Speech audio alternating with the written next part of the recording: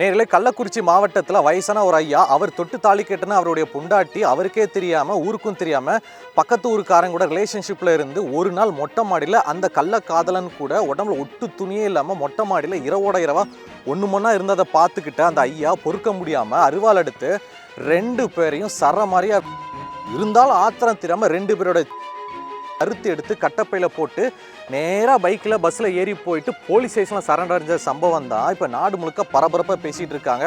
அடா பாவிகளா, இப்படிலாமாடா ஊரில் நடக்குது அப்படின்ற மாதிரி ஒரு சம்பவம் தான் நடந்திருக்கு.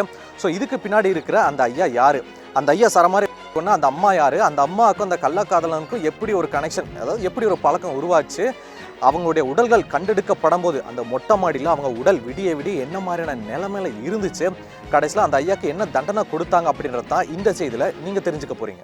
இப்போ என்னதான் பஞ்சாயத்து அப்படின்னு கேட்டுக்கிட்டிங்கன்னா, கள்ளக்குறிச்சி மாவட்டத்தில் மலைக்கோட்டலம் அப்படின்ற ஒரு கிராமத்தை சேர்ந்தவர் தான் கொளஞ்சி. இந்த இருக்காரு பார்த்தீங்களா, இந்த ஐயா தான். இவருக்கு இன்னைக்கு தேதி வயசு வந்து ஒரு 60 அப்படின்ற மாதிரி சொல்கிறாங்க. இந்த ஐயாவுக்கும் காளியம்மாள் அப்படின்ற ஒரு பெண்மணிக்கும் ஏற்கனவே திருமணம் நடந்து 3 பெண் குழந்தைகள் இந்த ஐயாவுக்கு இருக்காங்க. ஆனால் இந்த ஐயாவுடைய அந்த அம்மா காளியம்மாள் இருக்காள் பார்த்தீங்களா, ஒய்ஃபு, அந்த காளியம்மாள் வந்து கருத்து வேறுபாடு காரணமாக இந்த கொளஞ்சி ஐயாவை விட்டு பிரிஞ்சு போயிட்டாங்க. சரி, மனைவி பிரிஞ்சு போயிட்டாங்களே, 3 பெண் குழந்தைகள் இருக்காங்களே, வளர்த்து ஆளாக்கணுமே, கரை சேர்க்கணுமே அப்படின்னு சொல்லிட்டு இன்னொரு தாரம் கட்டிக்கலாம் அப்படின்னு சொல்லிட்டு அதே பகுதியை சேர்ந்த லட்சுமி அப்படின்ற இந்த பெண்மணியை இந்த கொளஞ்சி ஐயா வந்து 2வது தரமாக கல்யாணம் பண்ணியிருக்கிறாங்க. துரதிர்ஷ்டவசமாக இந்த லட்சுமிக்கும் இந்த கொளஞ்சி ஐயாவுக்கும் பிறந்தது 3 குழந்தைகள், அதுவும் பெண் குழந்தைகள் தான். ஸோ கூட்டி கழித்து பார்க்கும்போது மொத்தமாக முதல் தாரத்துக்கு 3 பெண் குழந்தைகள், 2ஆம் தாரத்துக்கு 3 பெண் குழந்தைகள், மொத்தமாக இந்த கொளஞ்சி தம்பதிக்கு வந்து பார்த்திங்கன்னா 6 பெண் குழந்தைகள் பிறந்திருக்காங்க. இந்த காலத்தை பொறுத்த வரைக்கும் ஒத்த பொம்பளை பிள்ளையை பெற்று வச்சால அந்த பிள்ளையை படிக்க வச்சு ஆளாக்கி வளர்த்து விட்டு நகநட்டு செஞ்சு போட்டு கல்யாணம் பண்ணி கொடுத்து பேரம்பேத்திகளை பார்த்து அந்த சீரு இந்த சீருன்னு லோல் படணும். இது வந்து பெண் குழந்தைங்களை பெற்ற பெற்றோர்களுக்கு நல்லாவே தெரியும் எவ்வளோ கஷ்டம் அப்படின்ட்டு. ஆனால் இந்த கொளஞ்சி அவங்களுக்கு வந்து கடவுள் கருணையே காட்டாமல் 6 பெண் குழந்தைங்களை கொடுத்தாருன்னா ஒத்த மனுஷன் பாவம் என்ன பண்ணுவார்? ஸோ அந்த 6 குழந்தைங்களையும் படிக்க வைக்கணும், கரை சேர்க்கணும், நகநட்டு போட்டு கல்யாணத்தை முடிக்க வைக்கணும், அதுபோக பொண்டாட்டிகளையும் பார்த்துக்கணும் அப்படின்னு சொல்லிட்டு இந்த மனுஷன் வந்து உள்ளூர்லேயும் வேலை பார்த்துக்கிட்டு அப்பப்போ பணம் வேணும், வீட்டை வந்து காப்பாற்றணும் அப்படின்றதுக்காக வெளியூருக்கும் வேலைக்கு பார்த்துட்டு வந்துட்டு இருக்காங்க. ஸோ 6 குழந்தைங்க, லட்சுமி அம்மா, இந்த கொளஞ்சி குடும்பம் வந்து நல்லா தான் போயிட்டு இருந்துச்சு. ஆனால் இந்த கொளஞ்சி ஐயா வேலைக்காக அடிக்கடி வெளியூருக்கு போயிடுறாரு அப்படின்றதால இந்த லட்சுமி அம்மாவுக்கு வந்து அதிகமாக ஏற்பட்டிருக்கு. ஏன்னா புருஷங்காரன் வீட்டில் இருந்தால் புருஷங்காரன் கூட சேர்ந்து 1 மணி நேரம் இருந்து ஏன்னா ட்ரை பண்ணலாம், புருஷங்காரனும் வீட்டில் இல்லை, தனியாக தான் இருக்கும். அப்படிங்கும்போது அதிகமானதால் லட்சுமி அம்மாவுக்கு வந்து மனசு வந்து அலைப்பாஞ்சிருக்கு. ஸோ அப்பன்னு பார்த்தீங்கன்னா அதே பகுதியை சேர்ந்த தங்கராசு அப்படின்ற ஒரு நபர் வந்து இந்த லட்சுமி அம்மாவுக்கு வந்து பழக்கமாக இருக்காங்க. ஸ்டார்டிங்கில் என்னம்மா நல்லா இருக்கீங்களா, வீட்டுக்காரர் எப்படி இருக்கார், வேலைக்கு போயிருக்காரு, சரி சரி பிள்ளைகளை பார்த்துங்க, சரிம்மா வரமா அப்படின்ற மாதிரி தான் பழகிருக்காங்க. ஆனால் நாள் போக போக இந்த கொளஞ்சியோடைய பொண்டாட்டி லட்சுமிக்கும் நான் சொன்ன இன்னொருத்தர் 3வது ஆள் தங்கராசுக்கும் அந்த சாதாரண நட்பு பழக்கம் போக போக கள்ளக்காதலாக மாறி இருக்கு. அந்த கள்ளக்காதல் எந்த அளவுக்கு மாறி இருக்கு அப்படின்னா, அவங்க அப்பப்போ காட்டு பக்கம் போகிறது, அப்புறம் வேறு பக்கம் போகிறது, வீட்டுக்கு வர்றதுன்னு சொல்லிட்டு அங்கங்கே தனிமையில் உல்லாசமாக என்ஜாய் பண்ணியிருக்கிறாங்க. ஏன்னா இது வந்து கொளஞ்சிக்கு தெரியாது, அவர் வந்து வேலைக்கு அப்பப்போ வெளியூருக்கு போயிடாரு பார்த்தீங்களா. ஸோ மனுஷன் வீடு பொண்டாட்டி பிள்ளைங்கிறதுக்காக அங்கே போய் கஷ்டப்பட்டு சம்பாதிக்க இந்த அம்மா இங்கே வந்து கஷ்டப்பட்டு இந்த கள்ளக்காதலன் கூட அப்படி இப்படின்னு இருந்துக்கிட்டு இருக்காங்க. இந்த மாதிரியான விஷயத்தை பொறுத்த வரைக்கும் சிட்டினா கூட தெரியாது, அப்பார்ட்மெண்ட்டில் இருக்கும் அதுன்னு அப்படி இப்படி போயிடும். ஆனால் கிராமத்தை பொறுத்த வரைக்கும் டக்குன்னு அந்த விஷயம்லாம் தெரிஞ்சிடும் பார்த்தீங்களா. அந்த மாதிரி கொளஞ்சி வந்து வெளியூருக்கு வேலைக்கு போயிட்டு அந்த ஊர் பக்கம் வரும்போது கொளஞ்சியை பார்த்து அவங்க நண்பர்கள் ஏரியாக்காரங்க சொல்லிட்டாங்க, கொளஞ்சி என்ன நீ இந்த மாதிரி பொண்டாட்டி பிள்ளைலாம் விட்டு வந்து நீ வெளியூருக்கு போயிட்டு வேலை பார்க்குற, ஆனால் ஓன் பொண்டாட்டி சரியில்லையா, தங்கராசு தெரியுமில்ல, அந்த பையன் அடிக்கடி வீட்டுக்கு வந்துட்டு இருக்கியான், கதவை போட்டுட்டு உள்ளுக்குள்ளே போகிறாங்க, ஒன்றும்னா இருக்கிறாங்க, சத்தம் வேறு மாதிரி கேட்குது, உன் முண்டாட்டி சரியில்லப்பா, கண்டிச்சு வை, நீ வந்து நல்ல மனுஷன், பிள்ளைகளை பார்த்துட்டு கஷ்டப்படுற, அதுதான் உனக்கு சொன்னோம் அப்படின்னு சொல்லிட்டு இந்த சம்பவத்தை பார்த்தவங்க கொளஞ்சிக்கிட்ட சொல்லிட்டாங்க இந்த மாதிரி நடந்திருக்கு அப்படின்னு சொல்லிட்டு. இதை தெரிஞ்சுக்கிட்ட கொளஞ்சி லட்சுமி கிட்ட போய் சண்டை போட்டிருக்காங்க. இந்த மாதிரி இருந்தியாமே சொல்கிறாங்க, உனக்கு அறிவு இல்லையா, இப்படி தான் இருக்க தோணுதா, அப்புறம் நான்லாம் எதுக்கு இருக்கேன், பிள்ளைய மேலே பாசலேன்னு சொல்லிட்டு எப்பயும் போல் அவங்களுக்குள்ள சண்டை போயிருக்கு. இதில் வந்து கொளஞ்சி வந்து லட்சுமியை தனியாக கூப்பிட்டு கண்டிச்சிருக்காங்க. அது போக தங்கராசு இருக்காரு பார்த்தீங்களா, அவரையும் தனியாக கூப்பிட்டு கண்டிச்சிருக்காங்க. ஸோ 2 பேரையும் தனித்தனியாக கூப்பிட்டு கண்டிச்சு இனிமேல் ஒன்று சேரக்கூடாது அப்படின்னு பஞ்சாயத்து பண்ணார். இருந்தாலுமே கொளஞ்சி சொல் பேச்சை கேட்காம இந்த 2 பேரும் அவங்களுடைய அந்த லீலைகளை தொடர்ந்து இருக்காங்க. கிளிப்பிள்ளைக்கு சொல்கிற மாதிரி படித்து சொன்னேனே, பிள்ளைங்க இருக்காங்க, புருஷன் நான் இருக்கேன், குடும்பத்தை பார்த்துக்கோடி, எதா இருந்தாலும் என்கிட்ட வாடி, வேறவனை நம்பி தங்கராசை நம்பி போகான்னு தலையில் அடிச்சுக்கிட்டேனே, இருந்தாலும் சொல் பேச்சு கேட்காம இப்படி போகிறாளே, அப்போ நான் என்ன கேனா பையனா அப்படின்னு சொல்லிட்டு ஆத்திரம் அடைஞ்ச கொளஞ்சி இவங்களை ஒரு நாள் வச்சு செய்யணும் அப்படின்னு சொல்லிட்டு பிளான் பண்ணியிருக்காரு. ஸோ அதுக்கு ஏற்ற மாதிரியே ஒரு நாள் திட்டம் போட்டிருக்காரு. என்ன அப்படின்னா, வழக்கம் போல் புதன்கிழமை, அதாவது இப்போ முடிச்சு பார்த்தீங்களா, இந்த புதன்கிழமை ஒரு சாயந்தரம் போல் வந்து அவர் லட்சுமி கிட்ட என்ன சொல்லியிருக்காரு அப்படின்னா, சரிடே இந்த மாதிரி வெளியூருக்கு ஒரு வேலை இருக்குது, நம்ம போயிட்டு வந்துடும் அப்படின்ற மாதிரி ஒரு பிட்டு போட்டிருக்காரு. வெளியூருக்கு வேலைக்கு போகிற மாதிரி போனதுக்கப்புறம் இவன் வருவான் பார்த்தீங்கன்னா எப்பயும் போல் கள்ளக்காதலன், அப்போ வந்து லாக் பண்ணலாம் அப்படின்னு மாதிரி.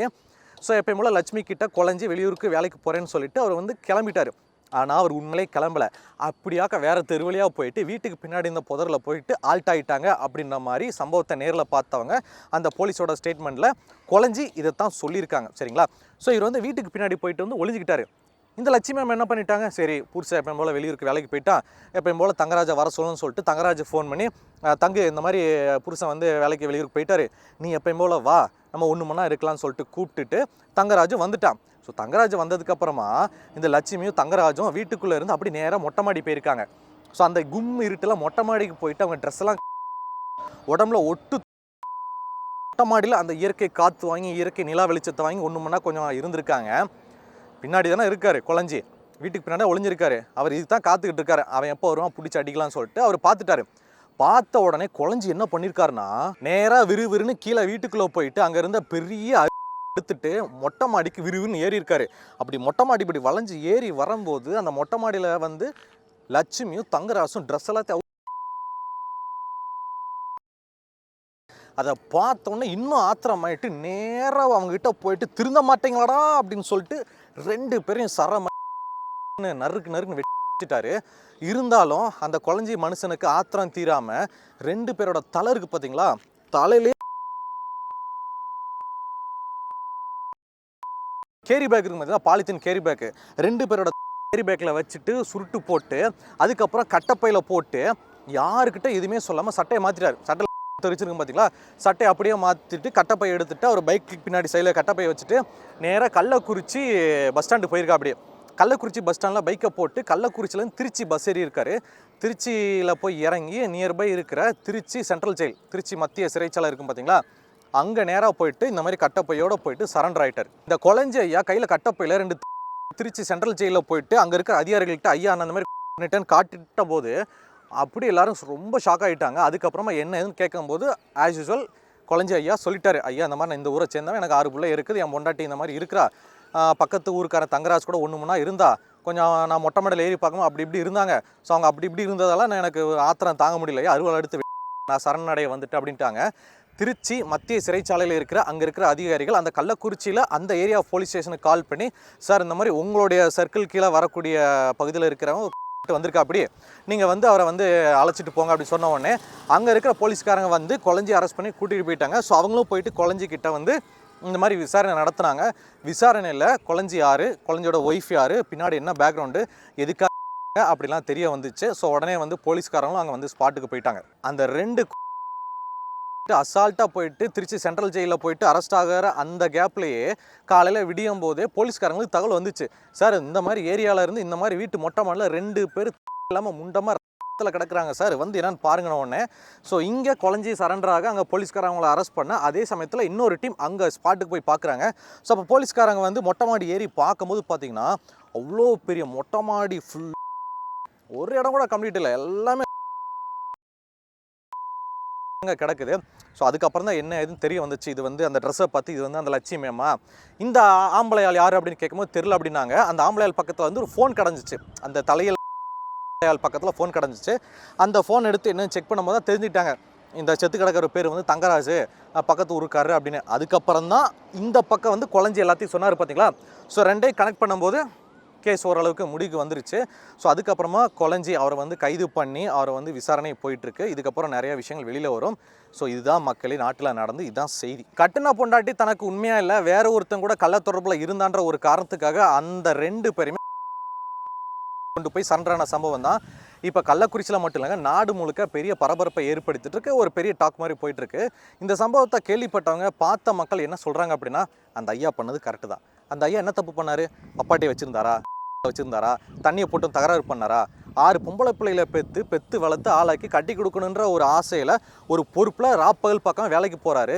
அந்த அம்மா இப்படி பண்ணலாமா, பொறுப்பாக வீட்டை பார்த்துக்கணும்ல, என்ன குறை வச்சார் குழந்தை ஐயா, அவர் பண்ண சரிதாங்க, அந்த இடத்துல நானும் அதான் பண்ணியிருப்பா அப்படின்ற மாதிரி ஒரு பகுதி மக்கள் கருத்து தெரிவிக்கிறாங்க.